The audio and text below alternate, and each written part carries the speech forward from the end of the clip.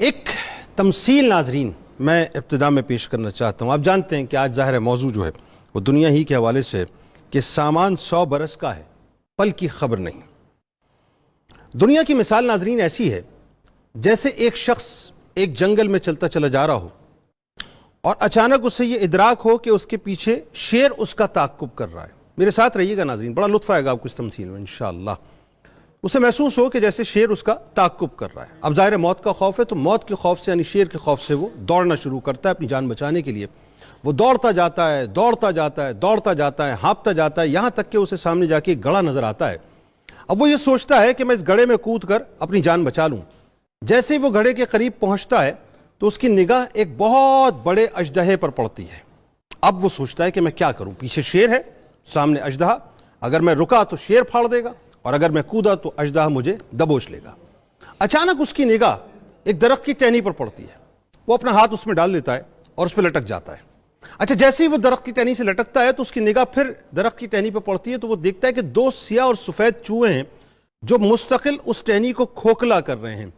اب اس کے ذہن میں یہ خیال پیدا ہوتا ہے کہ کسی وقت بھی یہ جڑ کھوکھلی ہو جائے گی اور اس کے بعد یہ ٹوٹے گی، میں نیچے گروں گا، یا تو شیر مجھے پھاڑے گا اور یقیناً اژدہا مجھے دبوچ لے گا۔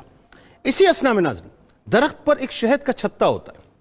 اب اس کی نگاہ اس شہد کے چھتے کی طرف چلی جاتی ہے، تو وہ شہد کے چھتے سے آہستہ آہستہ یعنی جو شہد ہوتا ہے، شیریں شہد، وہ پینا شروع کر دیتا ہے۔ وہ اتنی محویت میں مبتلا ہو جاتا ہے شہد میں، اس کے پینے میں، کہ اسے اس بات کا خیال بھی نہیں رہتا کہ نیچے شیر اس کو چیر پھاڑنے کے لیے کھڑا ہوا ہے، اژدہا اسے دبوچنے کے لیے بیٹھا ہوا ہے، اور اس بات کا بھی خیال بھول جاتا ہے کہ یہ ٹہنی جو ہے 2 سیاہ اور سفید چوہے آہستہ آہستہ کھوکھلا کر رہے ہیں اور کسی وقت بھی یہ ٹوٹے گی اور میں گر جاؤں گا۔ یعنی وہ مستقل اس شہد کو پینے میں محو ہو جاتا ہے۔ ہوتا یہ ہے ناظرین، وہ ٹہنی آہستہ آہستہ کھوکھلی ہوتی ہے اور ایک وقت آتا ہے وہ ٹوٹتی ہے۔ وہ جیسے ٹوٹتی ہے، شیر اسے پھاڑتا ہے اور اژدہا اسے دبوچ لیتا ہے۔ یہاں تک بات آپ کو سمجھ آ گئی؟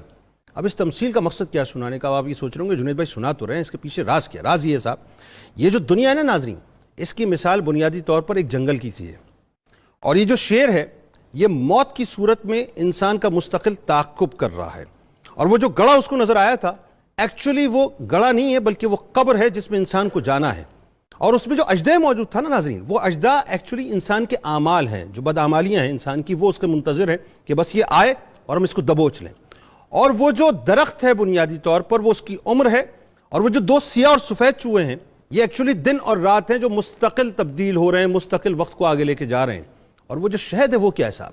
وہ ہے بنیادی طور پر انسان کی نفسانی خواہشات، پیسہ، ہائے مال، ہائے دولت، ہائے اسٹیٹس، ہائے طاقت، ہائے قوت۔ یہ جو ہائے ہے نا دنیا کی ناظرین، یہ اصل میں وہ شہد ہے جو انسان کو اس حد تک اپنے اندر محو کر لیتی ہے، اس حد تک اس کو جکڑ لیتی ہے، اس حد تک اس کو اپنے اندر غرق کر دیتی ہے کہ انسان کو یہ تصور ہی ختم ہو جاتا ہے کہ مجھے اللہ نے دنیا میں بھیجا کس لیے ہے۔